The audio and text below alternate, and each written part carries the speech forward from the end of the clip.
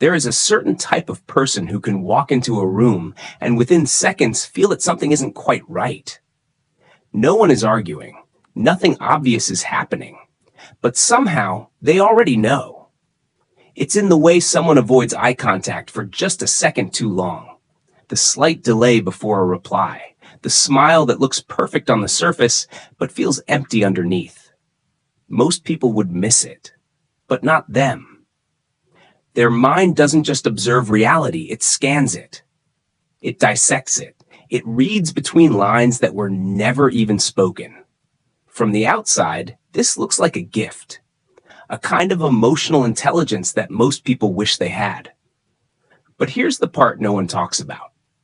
This awareness doesn't come with an off switch. They don't just notice things, they carry them. A single moment can follow them home, replaying in their mind like a loop they can't shut down. A short conversation turns into hours of analysis. A small silence becomes 1,000 possible meanings. They don't just experience life, they investigate it. And over time, this constant awareness begins to feel less like a superpower and more like a trap. Because when your mind is always searching for what's hidden, you slowly lose the ability to just be present in what's real. So the question is, why are some people like this? And more importantly, why is it so hard for them to stop? To understand this kind of awareness, we have to go deeper than behavior. Because this doesn't just appear out of nowhere.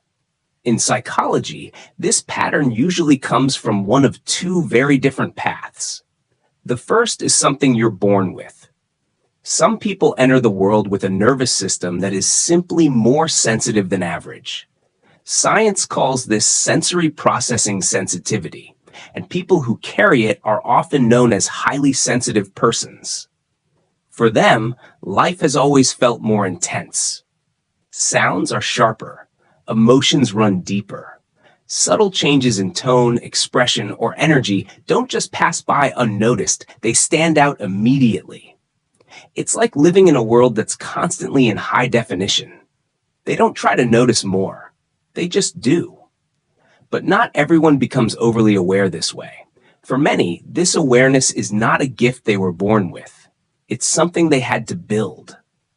In neuroscience, this is called hypervigilance, a state where the brain becomes trained to constantly scan for danger.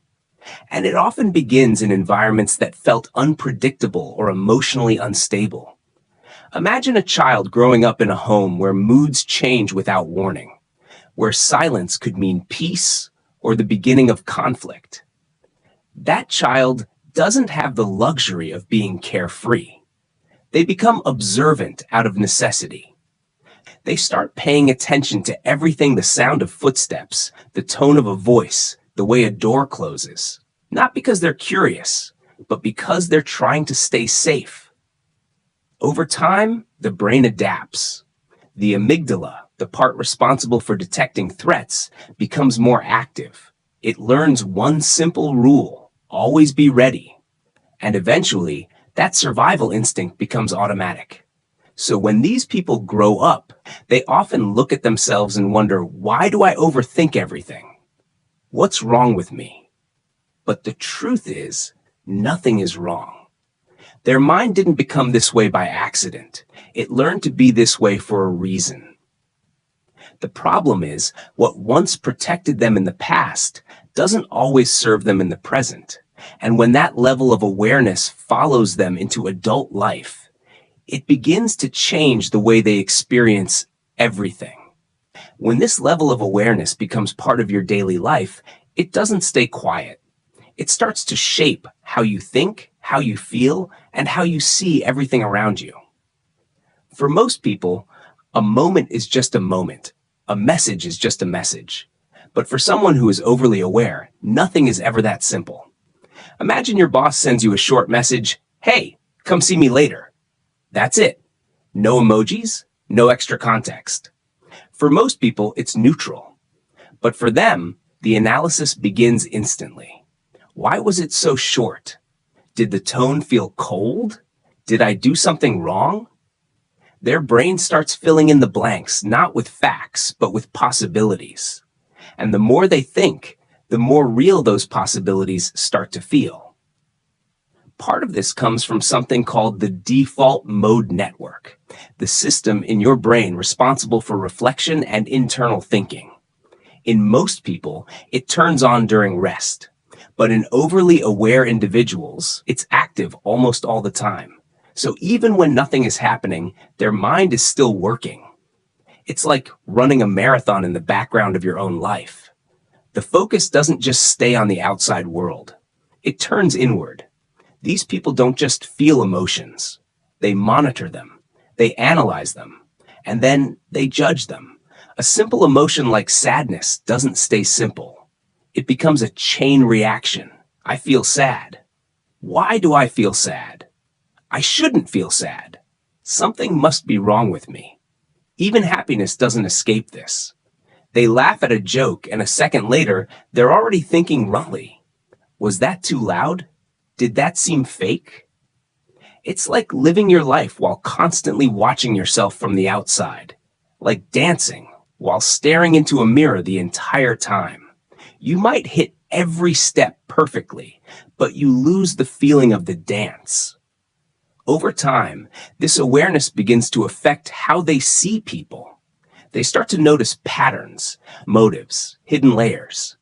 They understand that not everything people say is exactly what they mean. And while that insight can be powerful, it comes with a cost. A compliment is no longer just a compliment. It becomes a question. What do they want from me? Kindness starts to feel conditional. Apologies feel incomplete. Promises feel uncertain. It's not that they become negative. They become cautious, careful, always reading between the lines. And slowly, without realizing it, they lose something very important. The ability to take things at face value. The ability to trust a moment without analyzing it. And sometimes, even in a room full of people, they feel alone because no one else seems to see what they see. But this awareness doesn't just stay in the mind. It begins to move deeper into emotion, into the body, and into something much heavier. At first, this level of awareness feels mental, like it's just happening in your thoughts. But over time, it doesn't stay there. It begins to sink into your emotions, and eventually into your body. For someone who is overly aware, empathy is not something they turn on when needed. It's always on. They can walk into a room where no one is speaking and still feel tension in the air. A small shift in someone's tone can sit in their chest for hours. A friend's pain doesn't just get understood, it gets absorbed. This is partly driven by mirror neurons, the system in the brain that allows us to feel what others feel. But here's the difference. Most people experience empathy. They experience absorption. And when you carry other people's emotions long enough, you start to forget which feelings are even yours. But it doesn't stop there. This awareness begins to connect with the body through something called interoception. Your ability to sense internal physical states. A slightly faster heartbeat. A tight feeling in the chest. For most people, these are just sensations. But for them, the brain interprets it as danger. Something is wrong. And just like that, a loop begins. The body sends a signal. The mind misreads it. The body reacts with stress. And the signal becomes even stronger. Anxiety builds not from reality, but from interpretation. So the mind tries to fix it the only way it knows how. By gaining control. If I can predict everything, I won't get hurt. And suddenly, their thoughts are no longer just observations. They become simulations. What if this goes wrong? What if that person leaves? What if everything falls apart? They start living in multiple futures at once, analyzing every possible outcome, trying to stay one step ahead of pain. But instead, they get stuck. Trapped in a loop of thinking, planning, and preparing for moments that haven't even happened yet.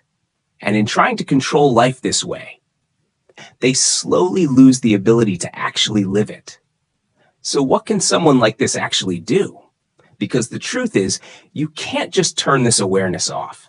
It's like asking someone with perfect vision to suddenly see the world as blurry.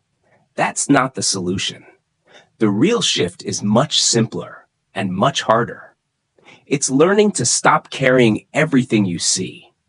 Over time, people who find peace with this kind of mind begin to live by three quiet principles. First, not everything is about you. Sometimes a silence is just silence. A short reply is just someone being tired. Second, not every emotion needs to be solved. You can feel something without turning it into a problem. And third, not every insight needs action. Just because you see something clearly doesn't mean it's yours to fix. And when they begin to let go in this way, something changes. Their awareness doesn't disappear. It softens. It becomes lighter. They stop using it to predict pain and start using it to experience life, like turning a sharp, blinding light into a warm, steady candle. Still bright enough to see, but finally, gentle enough to live with. If this felt familiar, you're not alone. And if you rarely find content that actually understands how your mind works like this, don't let this be the last time. Subscribe, because the next video might explain something about you that you've been trying to understand for years. And if someone came to your mind while watching this, send it to them. Sometimes being understood changes everything. I'll see you in the next video.